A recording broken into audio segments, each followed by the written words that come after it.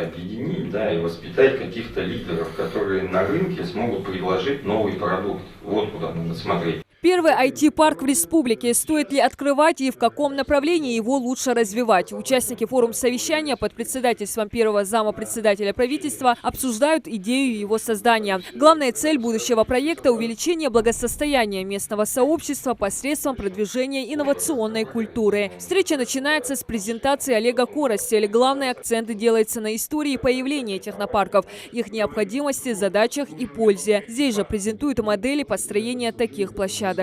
Существует 4 подхода к созданию самих технопарков. Если у нас будет присутствовать инвестиционная модель, я считаю, что это более приемлемо, да, то есть для республики. То есть у бизнеса есть потребность в поддержании каких-то сервисов, да, то есть удаленная поддержка, она не всегда удобна.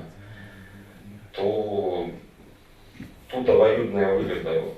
Университеты участвуют в подготовке данных кадров, бизнес формирует заказ на данных кадров. В России с каждым годом увеличивается число технопарков. Их уже более 100. Это специально оборудованная территория, на которой проводятся научные исследования и выпускается инновационная продукция. Они сдаются предпринимателям, которые налаживают высокотехнологичное производство. У каждого IT-парка есть организаторы и резиденты. Задача организаторов – предоставить удобную площадку, резиденты же должны производить товары. Лучшими технопарками страны признаны нанотехнологический центр «Техноспарк», научный парк МГУ, Технополис Москва, технопарк Строгино. Так, Минкомсвязи Ингушетии ставит перед собой цель – объединить под одной крышей молодые стартапы, также компании, которые уже давно на рынке. Любое объединение, оно должно принести только положительные результаты. Почему? Потому что где-то решение будет проще принимать, так как это будет обоюдовыгодно, да, не будет ложиться на плечи одного предприятия. Поддержка молодых инициативных, скажем так, людей, которые готовы заняться бизнесом, но испытывают какие-то трудности организационного характера либо инвестиционного характера. То есть до этого момента в республике данная работа просто не проводилась.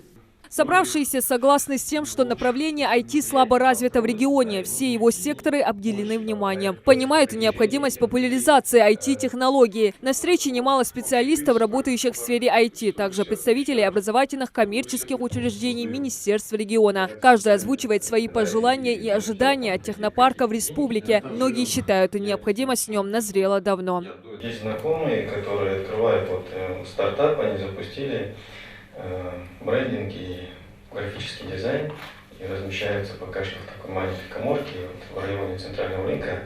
И не прочь бы, в принципе, переехать в помещение получше, с инфраструктурой, и, может быть, с какой-нибудь поддержкой бизнеса, который там будет размещаться. Я думаю, что технопарк пустовать точно не будет. Площадка под его строительство уже отведена. Более 10 гектаров в Магасе. Михаил Елезов считает, что здание будущего технопарка должно стать визитной карточкой региона. Современным, инновационным, максимально оснащенным. Реализовать проект необходимо поэтапно. Это позволит избежать риски и потери, считают собравшиеся. Так предлагают начать со строительства корпуса для резидентов и только после перейти к остальным зданиям. Как отмечают в Минкомсвязи, список потенциальных резидентов уже есть. Однако собравшиеся задаются вопросом наличия специализированных кадров для развития технопарка.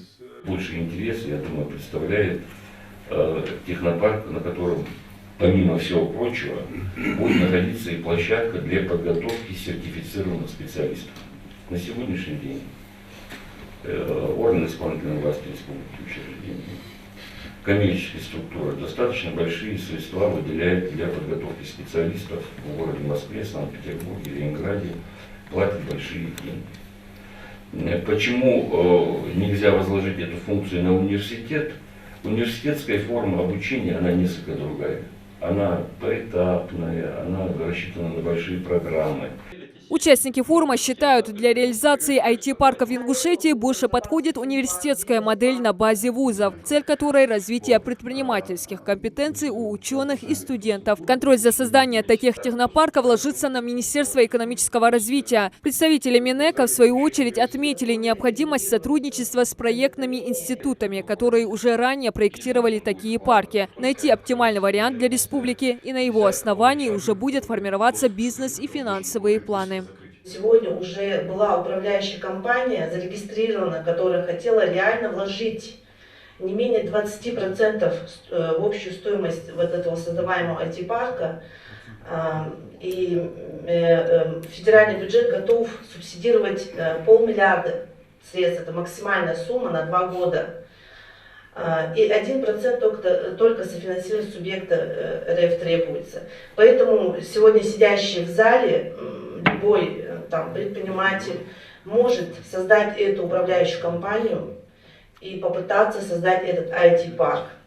Для этого он должен иметь менее 20% капитала и затраты произвести на разработку проектно-сметной документации. Что касается ресурса обеспечения технопарка, для IT-площадки будут предусмотрены отдельная подстанция и электролинии. Участники форума заинтересовались проектом, поделились своим видением и предложениями. В Ингушетии, если создается IT-парк, если мы говорим о создании каких-то продуктов, то для начала нам нужно начать именно с мобильных игр и мобильных приложений. Как только у нас получится база программистов, уже крупных и серьезных программистов, мы можем перейти уже на более серьезное программирование, создавать какие-нибудь приложения, которые будут уже по миру котироваться. У нас есть очень хороший проект, это проект «Единая Россия», внутрипартийный, «Локомотива роста». Куратором проекта по республике у нас Козгиреев Ишар является. И вот как раз эти локомотивы роста, они поддерживают проекты. Может быть, стоит как-то попробовать и через партию протащить этот проект. Многие из собравшихся не сомневаются, успешно функционирующий IT-парк внесет существенный вклад в экономику региона за счет стимулирования экономического роста, развития успешных компаний малого и среднего бизнеса. Диана Дударова, Асхаб Илакиев, Новости 24.